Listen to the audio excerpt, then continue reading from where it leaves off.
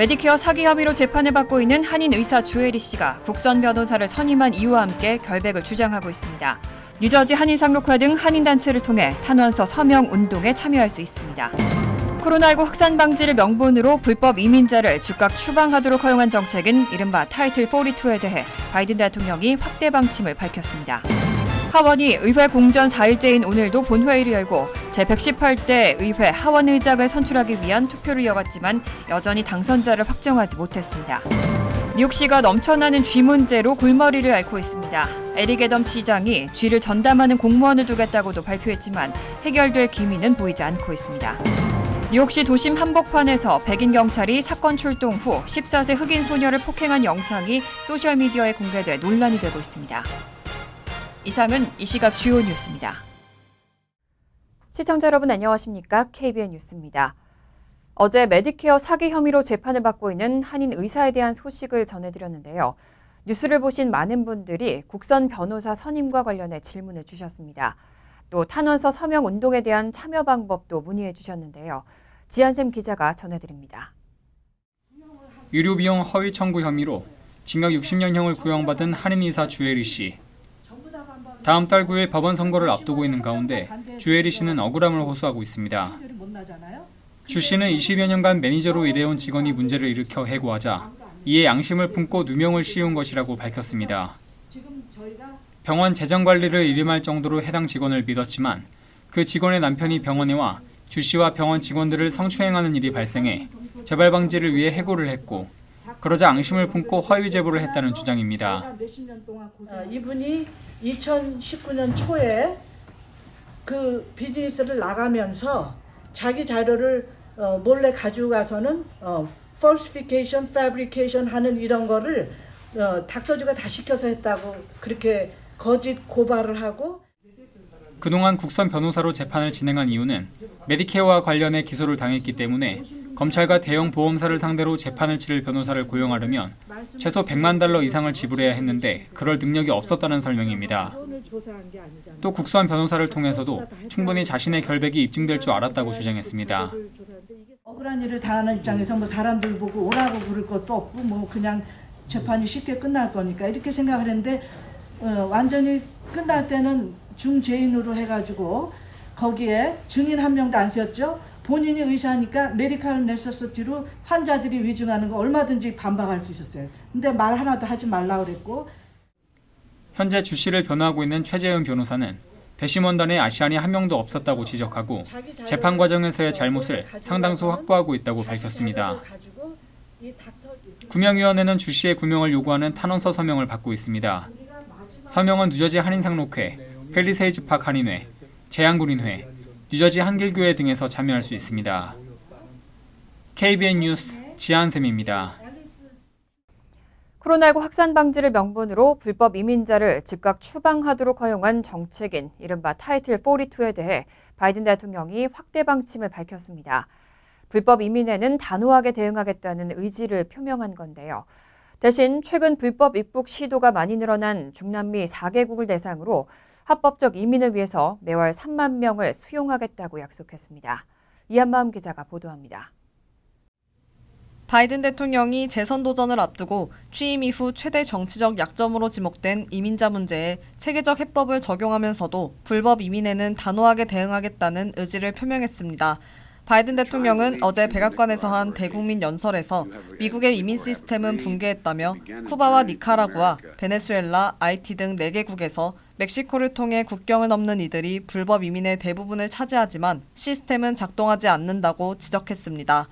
이어 대법원 결정으로 타이틀 42가 유지되는 한 정부는 이를 이용할 것이라며 예산 통과로 이민 시스템을 완전히 고치기까지 우리가 할 수 있는 조치를 취할 것이라고 밝혔습니다.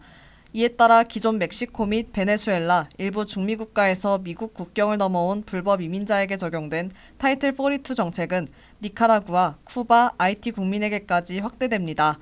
단 백악관은 이렇게 타이틀 42 정책을 확대하는 대신 베네수엘라와 니카라구아, 쿠바, 아이티 등 4개국 국민의 합법적 이민을 매월 3만 명까지 수용할 방침이라고 밝혔습니다. 바이든 대통령은 자신의 메시지는 미국 국경에 그냥 나타나지 말라는 것이라며 여러분이 법적 조치를 밟지 않는다면 새 프로그램을 적용받을 수 없다고 강조했습니다. 보수 우위의 대법원은 지난 연말 타이틀 42 정책을 당분간 유지한다는 판결을 내리고 오는 2월부터는 본격적인 심의에 착수할 방침을 밝힌 바 있습니다. 때문에 대법원의 최종 결정이 내려질 때까지 당분간 이 정책은 유지됩니다. 한편 언론은 바이든 대통령의 이번 조치를 이민 문제에 있어 큰 변화로 평가하고 2024년 재선을 노리는 바이든 대통령이 승부수를 던진 것으로 분석했습니다. KBS 뉴스 이한마음입니다.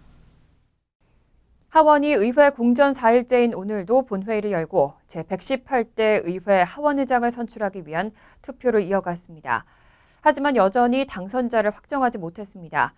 다만 공화당의 공식 후보인 케빈 메카시 원내대표는 일부 강경파의 지지를 얻어내는 데 성공하면서 과반표 확보에 좀 더 근접했습니다. 하원은 오늘 낮 본회의를 속개하고 두 번의 의장 선출 투표를 진행했지만 두 번 모두 과반 의원의 지지를 얻지 못했습니다. 소속 의원이 222명으로 다수당을 점하고 있는 공화당에서는 오늘도 반란표가 이어지면서 의장 후보인 메카시 원내대표는 12회 투표에서는 213표를 그리고 13회 투표에서는 214표를 얻는 데 그쳤습니다. 다만 이는 메카시 원내대표가 전날 얻었던 201표보다는 각각 12표, 13표 많은 것으로 밤새 강경파 의원들과의 협상과 물밑 접촉을 통해 설득을 벌인 게 효과를 나타낸 것으로 분석됩니다. 하지만 메카시 원내대표가 하원의장으로 선출되기 위해서는 최소 4표를 더 확보해야 합니다. AP통신은 메카시 의원이 하원의장 해임 결의안 제출 기준을 의원 1명으로 완화하는 등 강경파의 여러 요구를 수용한 덕분이라고 설명했습니다. 하원은 오늘 밤 늦게 14번째 투표를 계획하고 있습니다. 하원이 의장 선출 투표를 10차례 넘게 진행한 것은 1859년 이후 164년 만에 처음입니다. 지난달 노동시장의 일자리 증가 속도는 느려졌지만 예상보다는 강한 성장세를 보였습니다. 실업률도 수십 년 만에 최저 수준으로 노동시장이 여전히 강하다는 걸 보여줬습니다. 하지만 인플레이션 우려와 직결되는 임금 상승세는 다소 꺾였습니다. 노동부는 오늘 발표한 지난해 12월 고용 상황 보고서를 통해 지난달 비농업 일자리가 22만 3천 개 증가했다고 밝혔습니다.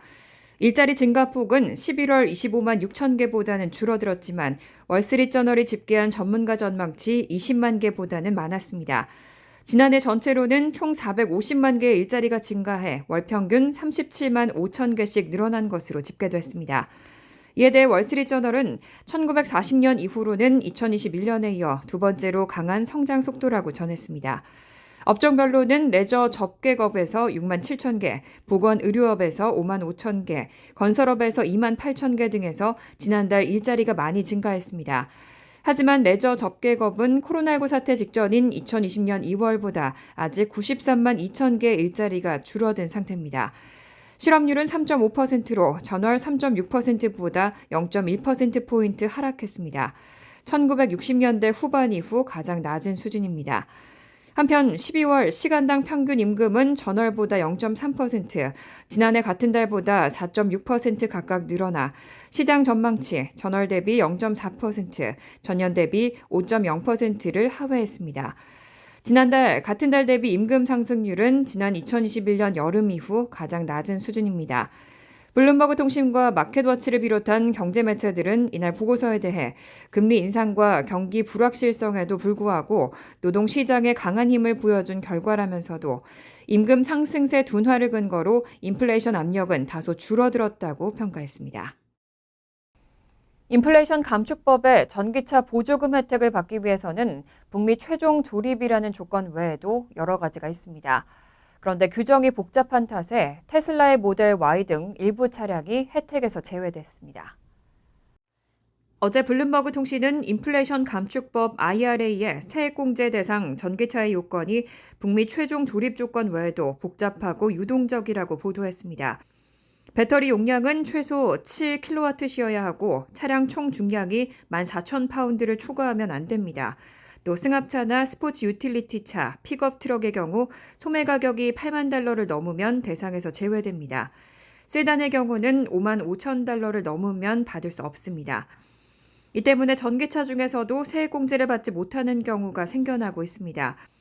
예를 들어 테슬라의 5인승 모델 Y는 SUV로 분류된 만큼 중량이 무겁지 않기 때문에 세단으로 분류됩니다. 따라서 판매가가 65,990달러부터 시작하는 이 차량은 세단 가격 상한인 55,000달러를 넘겨서 세공제를 받을 수 없습니다. 반면 같은 모델 Y라도 7인승 차량은 보조금 지급 대상이 되는 겁니다. 이에 대해 테슬라 최고 경영자 일론 머스크는 지난 4일 자신의 트위터를 통해 엉망이라며 불만을 표출했습니다. 전기 SUV인 GM 캐딜락 리릭과 포드 머스탱 마하2도 이 기준에 따르면 SUV로 분류되지 않는데 가격이 모두 55,000달러를 넘기 때문에 보조금을 받지 못합니다.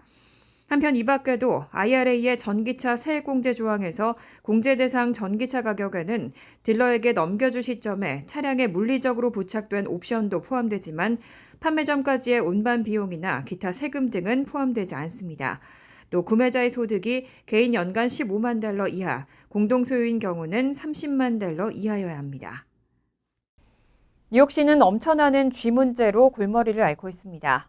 앞서 에릭 애덤스 시장은 쥐를 전담하는 공무원을 두겠다고도 발표했지만 정작 본인 자택의 쥐 문제로 벌금까지 받는 등 해결될 기미는 보이지 않고 있습니다. 어제 뉴욕타임즈는 뉴욕시의 쥐와의 전쟁이 점입 가경이라고 보도했습니다. 어제 뉴욕 브루클린의 애덤스 시장 자택 앞에서는 붉은 베레모를 쓴 수호천사단 소속 3자가 기자회견을 가졌습니다.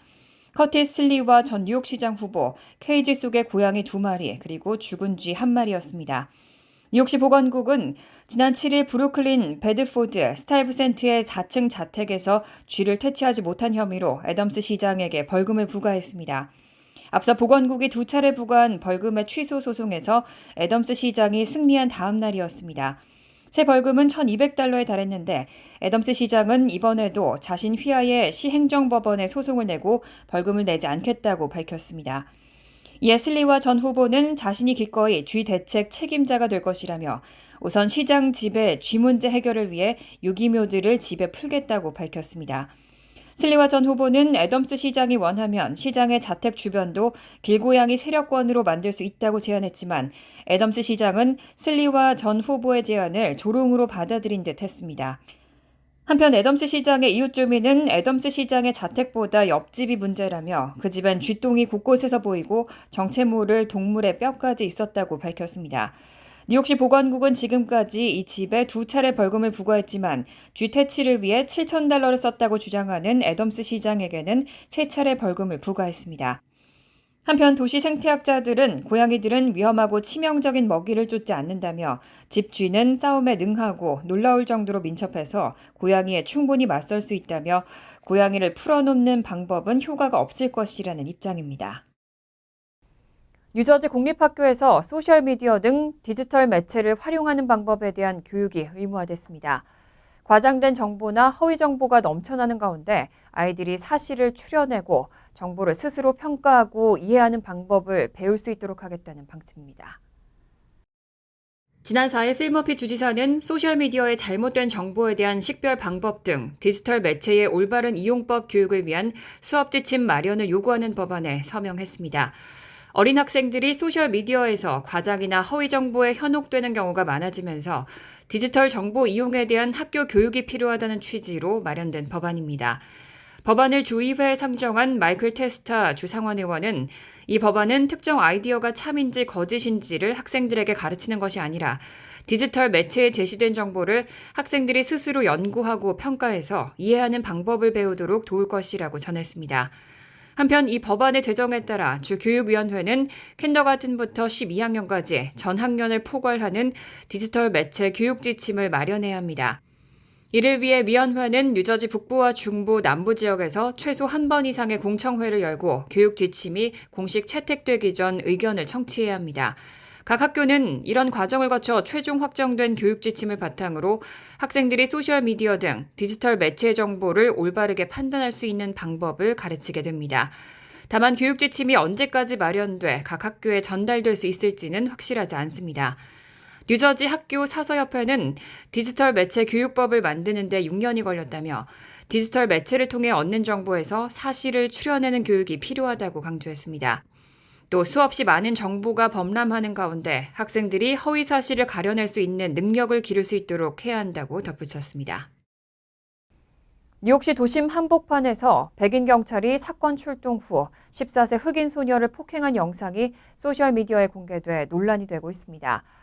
해당 경찰은 싸움을 말리던 흑인 소녀를 특정해서 무자비한 폭력을 가했다는 비난을 받고 있는데 내부 수사가 진행되고 있습니다.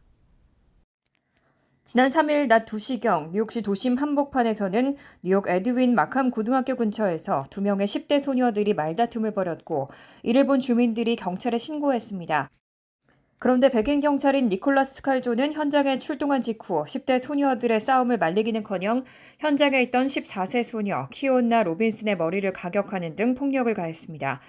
경찰로부터 폭행을 당한 피해자 로빈슨은 현장에서 싸움을 중지하던 중에 이런 봉변을 당했다며 자신의 억울한 사연을 SNS에 폭로했습니다. 이 과정에서 가해 경찰은 피해 소녀에게 수갑을 채워 저항할 수 없도록 했고 그 후에도 분이 풀리지 않았는지 주먹으로 피해자의 머리를 무려 11차례나 가격했습니다.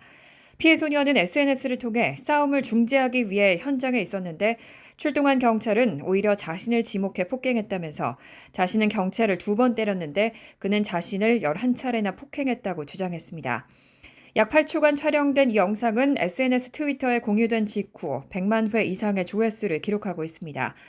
사건과 관련해 뉴욕시 경찰국은 문제의 백인 경찰의 신원에 대해서는 일절 비공개 원칙을 고수하면서도 그가 올해로 14년 베테랑 경찰관이라는 점을 강조했고 그의 현장 업무를 즉시 중단하고 내부 수사를 진행 중이라고 밝혔습니다.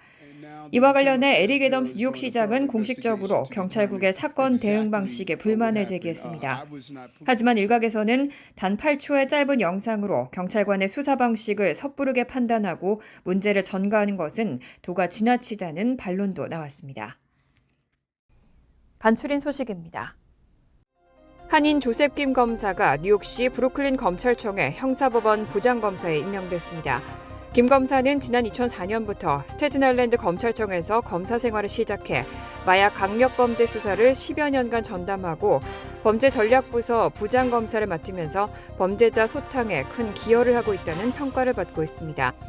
이후 2017년부터는 나소 카운티 검찰청에서 형사공판 부장검사, 중후범죄부서 부장검사 등을 역임했습니다. 마운트 사이나이 병원 등 뉴욕 일원 주요 병원들은 오는 9일부터 시작될 것으로 예측되는 대규모 간호사 파업 사태를 대비해 구급차 운행 중지, 예정된 수술 취소 및 응급수술만 진행, 일부 입원 환자 타병원 이송 및 조기 퇴원 조치 등을 취하고 있는 것으로 알려졌습니다. 지난달 20일 뉴욕주 간호사협회는 기자회견을 열고 내부적으로 파업 시행에 대한 찬반 투표 결과 협회 내 간호사 17,000명 중 14,000명이 파업 찬성에 투표했다고 밝히고 대규모 파업을 예고했습니다. 힐러리 클린턴 전 국무장관이 2월 1일부터 컬럼비아대 국제공공정책대학원 교수직을 맡아 국제정세를 강의하게 됩니다. 리 볼린저 컬럼비아대 총장은 클린턴 전 장관의 특별한 인생 경험과 비범한 재능 및 능력을 고려할 때 그는 컬럼비아대의 공익을 위한 공공서비스와 참여, 연구와 교육 사명에 기여할 수 있는 독특하고 탁월한 인물이라고 말했습니다. 클린턴 전 장관은 미국과 세계의 차세대 정책 지도자 교육과 시급한 국제문제 해결 기여 등에 기여할 수 있기를 기대한다고 밝혔습니다. 에드 베스티언 델타항공 CEO는 오는 2월 1일부터 국내선 여객기의 80%에서 무료 와이파이 서비스를 시작하고 연내로 국제선 취향 여객기를 포함한 700여 대 모두에서 서비스를 제공하게 된다고 밝혔습니다. 베스티언 CEO는 와이파이는 무료이며 빠른 속도로 누구나 사용할 수 있게 할 것이라고 말했습니다. 현재 젯블루 항공은 기내 무료 와이파이 서비스를 하고 있고 다른 많은 항공사들도 무료의 고속 와이파이 서비스를 추진하고 있습니다. 환율과 증권 소식입니다.